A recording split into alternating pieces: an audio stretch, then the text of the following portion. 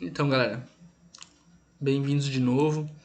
Aqui é a segunda parte da aula sobre química e futebol. E para relembrar um pouquinho do que a gente viu na aula, né, na parte da aula anterior a essa, a gente precisa lembrar então que em grandes altitudes o corpo humano ele sofre o que a gente chama de hipóxia, que é a falta de oxigênio disponível para respiração, né? E a gente viu lá que a falta de oxigênio disponível para respirar causa um certo desequilíbrio nos funcionamentos do nosso corpo, tá? E esse desequilíbrio ele é extremamente prejudicial para a prática esportiva de longa duração, né? No caso do futebol, é isso que acontece, né? É muito comum a gente ver atletas de futebol terem um péssimo desempenho quando, né, acostumados a viver em baixas altitudes e jogam em grandes altitudes, né? Esse desempenho cai drasticamente. Okay? Além de poder ocorrer diversos problemas de saúde, né? Questão de contusões musculares, né? Problemas respiratórios, né? Isso acontece com bastante frequência. Okay? E esse desequilíbrio a gente precisa ter um pouquinho de atenção, tá? Por isso que eu coloquei ele um pouquinho maior aí para vocês. Lembra daquela imagem que eu falei para vocês guardarem na outra aula? Ela estava no slide anterior também. Essa imagem aqui na direita do vídeo. Essa imagem, ela basicamente mostra o nosso sistema respiratório funcionando, tá? O oxigênio entrando e o CO2 saindo, beleza? Mas eu quero que vocês se atentem principalmente nessa reação de oxigênio, tá? Do oxigênio entrando na nossa corrente sanguínea e o que acontece nessa reação, ok? Essa reação ela pode ser representada pela equação que está na parte de cima do slide, tá? Ali logo entre as setas, ok? Essas setas azuis. A hemoglobina, ali representada como Hb, né, na fase aquosa, né, que está na nossa corrente sanguínea no caso, ela, quando entra em contato com o oxigênio que vem dos nossos pulmões, ela gera então, né, a oxihemoglobina, que é o composto responsável pelo transporte de oxigênio no nosso corpo, tá?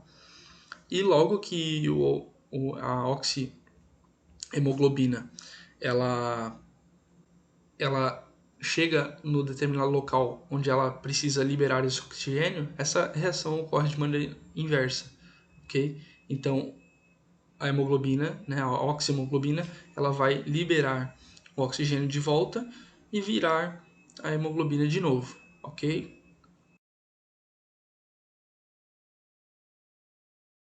E é assim que a nossa respiração acontece, né? E a distribuição de oxigênio no nosso corpo ocorre, tá? Basicamente dessa maneira. É um processo muito mais complexo, mas é isso que a gente precisa entender por enquanto. E esses sentidos da reação, né, a hemoglobina capturando o oxigênio e depois liberando, eles têm um nome, tá? O sentido direto dessa reação é o sentido no qual a hemoglobina capta o oxigênio e se transforma na oxihemoglobina. O sentido inverso dessa reação é, né, se a gente considerar essa escrita da reação, é a oxihemoglobina liberando o oxigênio e voltando a ser hemoglobina, tá? A gente diz que essas reações estão em equilíbrio químico quando o sentido direto dessa reação e o sentido inverso dessa reação ocorrem na mesma taxa, ok? O que isso quer dizer?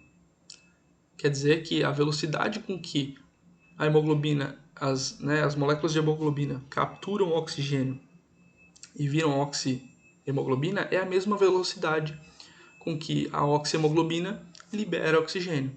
Ou seja, elas estão em equilíbrio, ok? As duas coisas acontecem na mesma velocidade. Não quer dizer que a gente tem a mesma quantidade de hemoglobina e a mesma quantidade de oxihemoglobina. Quer dizer que as duas reações acontecem na mesma velocidade, ok? E é isso que a gente precisa entender por enquanto.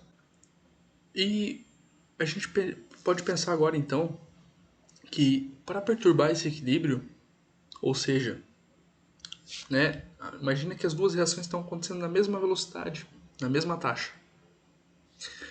E a gente deseja perturbar esse equilíbrio. A gente quer que essas velocidades não sejam mais iguais. O que a gente precisa fazer para que isso aconteça? Basicamente, a gente precisa alterar o sistema, né? Alterar o sistema que está trabalhando ali, ou seja, alterar o ambiente ou alterar os reagentes que estão participando dessa reação, beleza? No ambiente, a gente pode fazer uma variação de pressão, uma variação de temperatura, né? E trabalhando com os reagentes, a gente pode variar a concentração desses reagentes. Imagina que eu não consigo realizar uma reação direta, imagina na questão da hemoglobina, ok? Se eu reduzo a minha quantidade de oxigênio, isso quer dizer que eu vou ter menos oxigênio para fazer a reação. Consequentemente, eu vou ter uma menor produção de oxihemoglobina. Beleza? Isso faz bastante sentido, né? Se a gente tira oxigênio, tira um dos reagentes, a gente não consegue formar o outro o produto, ok? Então, se eu tiro o oxigênio, né, ou um dos reagentes dessa reação, a tendência é que o lado inverso dessa reação aconteça mais rápido para compensar essa falta. Ou seja, a oxihemoglobina ela vai retornar, ela vai voltar com mais velocidade a ser hemoglobina e oxigênio, tá? Para que essas velocidades, né, essas taxas possam voltar ao equilíbrio, né? Então, baixou de um lado, o outro lado compensa essa falta, né, para que essas velocidades voltem a ser equivalentes. Então essas reações elas têm que se equivaler em questão de velocidade, tá? Não em concentração. A gente pode ter mais oxigênio disponível, mas ainda assim estar em equilíbrio, ok? A partir do momento que eu perturbo o nosso sistema, ele sai do equilíbrio, mas ele vai tender a um novo equilíbrio dentro das condições nas quais ele se encontra. Então, se eu tenho menos oxigênio dissolvido, a reação inversa e a direta elas vão alterar as suas taxas, né, de formação para que esse equilíbrio retorne. Quer dizer que a reação se ajusta, né, as velocidades se ajustam para que o equilíbrio volte a acontecer. Ok? E as grandes altitudes, então, agora que a gente entendeu um pouquinho melhor sobre a questão do equilíbrio químico, elas podem então perturbar, né, o equilíbrio químico de fato, né, sobre a respiração humana. A gente já viu isso em fatos.